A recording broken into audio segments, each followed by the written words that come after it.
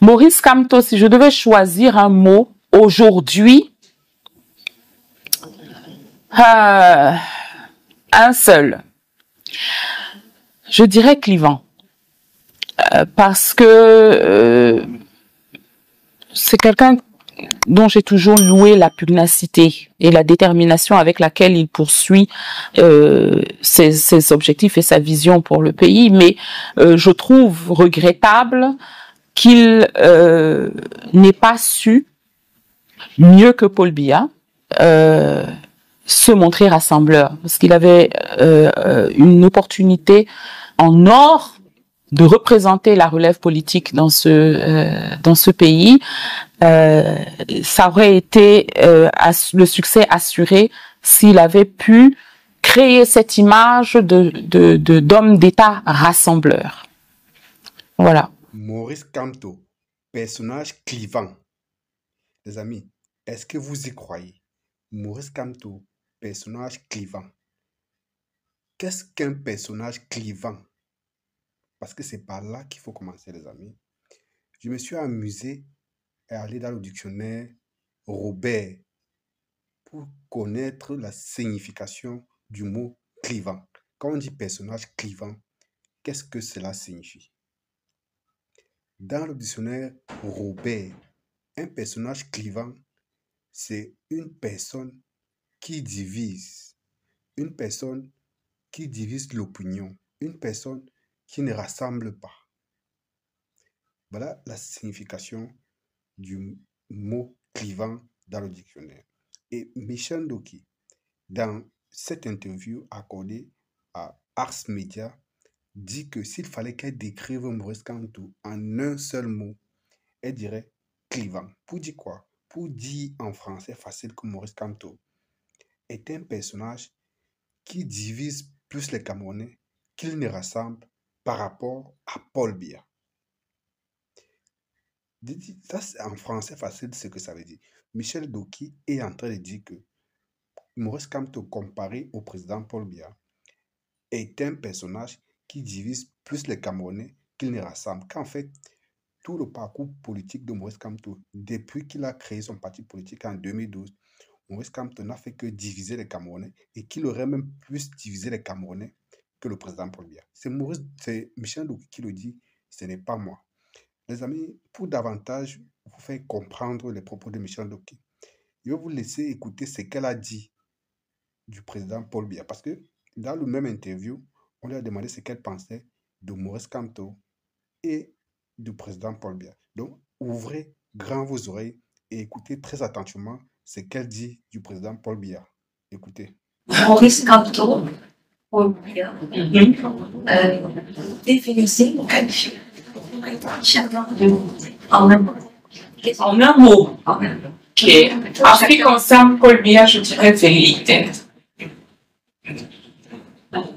Parce que je crois que c'est quelqu'un qui avait une certaine vision pour le Cameroun, qui avait des ambitions aux premières années de son... J'étais encore très jeune, mais aux premières années de son... de l'exercice de son pouvoir en tant que, parce qu'il n'y en a pas eu qu'un de mandat, c'est pour ça que j'ai du mal à trouver des expressions.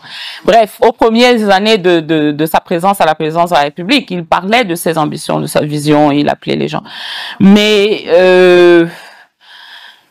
année après année, on l'a vu présenter des objectifs, ne pas les atteindre, nous donner des excuses, nous dire on travaille. Et je crois que c'est parce que finalement, il a peut-être envie de choses, mais qu'il ne sait pas faire en sorte que ces choses se produisent, en tout cas pas pour notre pays, pas pour nous, et que il ne sait pas non plus tirer les conséquences de ces échecs. Donc je dirais velléitaire. Les amis, vous venez là d'écouter ce qu'elle pense du président Paul Biya. Elle dit c'est un velléitaire. Que signifie velléitaire? Je suis allé également dans le dictionnaire Robert pour vous chercher la signification du mot velléitaire. Nous allons essayer de comparer. Elle dit que le président Paul Biya est un personnage velléitaire et elle explique en disant que au début de sa présidence, il a émis le vœu de faire beaucoup de bonnes choses, mais il n'a jamais eu le courage de passer à l'acte, de passer à l'action, de prendre les décisions qui devaient apporter les bonnes choses qu'il avait annoncées. C'est comme ça qu'elle explique le mot velléitaire. Allons voir dans le dictionnaire si c'est la même chose. Les amis, effectivement, dans le dictionnaire, velléitaire signifie les synonymes que l'on peut attribuer à velléitaire sont faible, hésitant, incapable, indécis. Il y a encore indécis, incapable, faible. Voilà. Donc, incapable de prendre des décisions et de passer à l'acte. C'est comme ça qu'elle définit le président Paul Biya. Et effectivement, ça scie avec la réalité.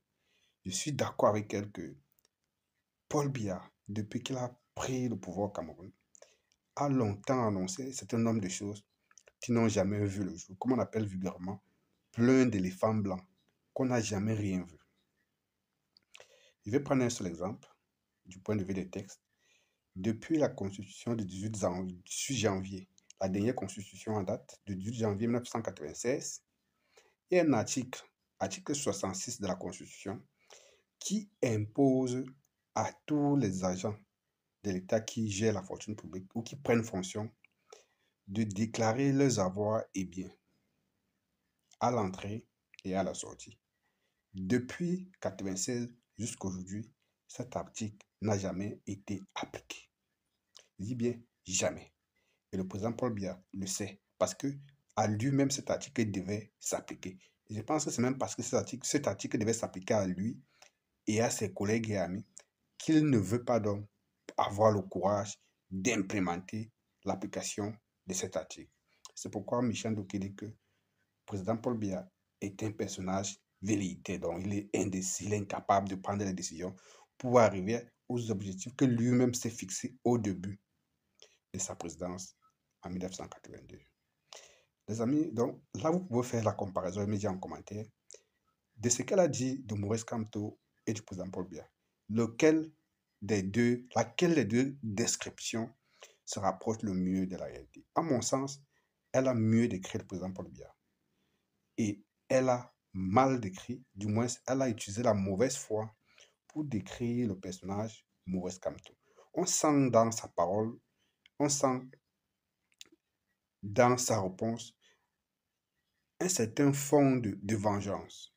Je m'explique. Vengeance, pourquoi? Parce que vous savez, bon, c'est un secret de polichinelle, que Maître Michel Ndoké avait été malheureusement exclu du MRC par les membres du directoire du MRC à cause d'un certain nombre de griefs qu'on avait formulés à son endroit. Par exemple, elle était allée voir nuitamment Paul Antangandji, pour quelle raison on le sait, sans informer le directoire de ce que Paul Antangandji l'avait sollicité pour un tête-à-tête, pour un échange. Pourtant, elle était encore membre du directoire du MRC à cette époque. Je prends juste cet exemple-là. À tort ou à raison, je ne sais pas si c'était vrai ou pas, mais sinon, il y a quelques jours, je crois que c'était hier, je lisais sur la page d'un des membres du directoire du MSC en la personne de Jean Bonheur Résistant, qui disait que c'est que Michel Ndoké ne sait même pas, c'est que Maurice Kamto, président du MSC, s'était fortement opposé à l'exclusion de Michel Ndoké du parti et qu'il avait même demandé aux membres du directoire de lui accorder le bénéfice du doute politique par rapport au cas et à la situation de Michel Ndoké. Mais malheureusement, il a été mis en minorité. Ce sont les autres membres du directoire étant majoritaires qui ont fini par l'emporter et acter l'exclusion de Michel Ndoké.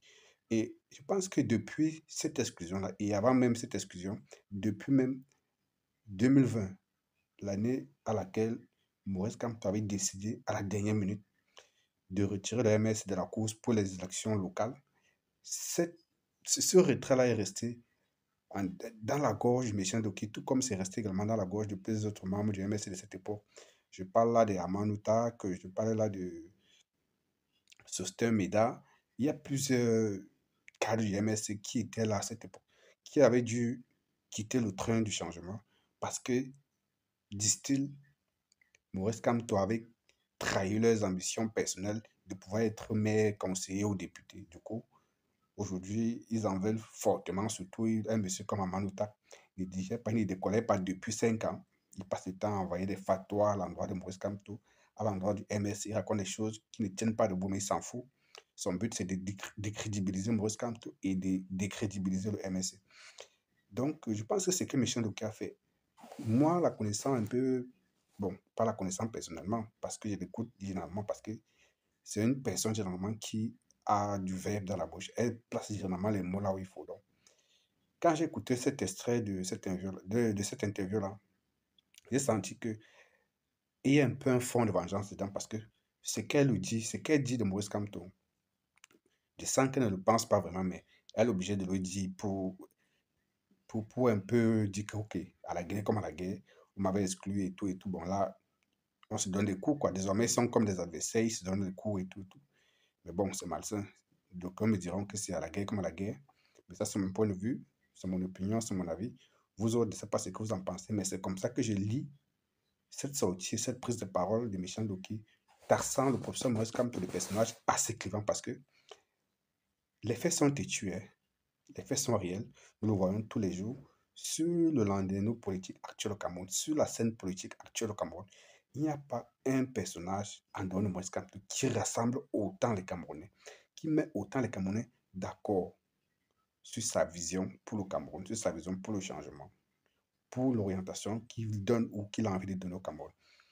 Il y a plein de candidats déclarés, mais il se dégage, même avec le président sortant, être le seul candidat qui rassemble la majorité des Camerounais et qui a la sympathie de la majorité des Camerounais, même au sein de l'appareil étatique. Mais sauf que ces gens ne peuvent pas encore se déclarer parce que ils sauvegardent leur gagne-pain, et c'est normal. S'ils se déclarent aujourd'hui, ça peut mettre en péril leur fonction et leur salaire.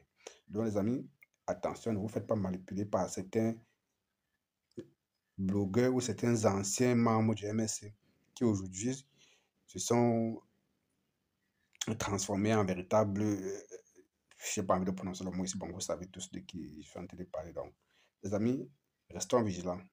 Nous sommes en zone de turbulence. 2025, c'est déjà demain. La convocation du corps électoral, c'est dans moins de 3, dans presque moins d'un mois, parce que nous sommes déjà presque en juin, et le corps électoral est censé être convoqué en juin. Donc, les amis, nous sommes à moins de quelques jours du mois de mai. Demain, c'est déjà presque mai. Donc, nous sommes à presque un mois de la convocation du corps électoral. Donc, chers frères et sœurs, chers compatriotes, à ceux qui ne sont pas encore inscrits sur la liste, allez le faire. C'est la moindre des choses, ça ne coûte rien. À chacun son bulletin de vote, à chacun de voter, à chacun de défendre son vote. Alors, à très bientôt.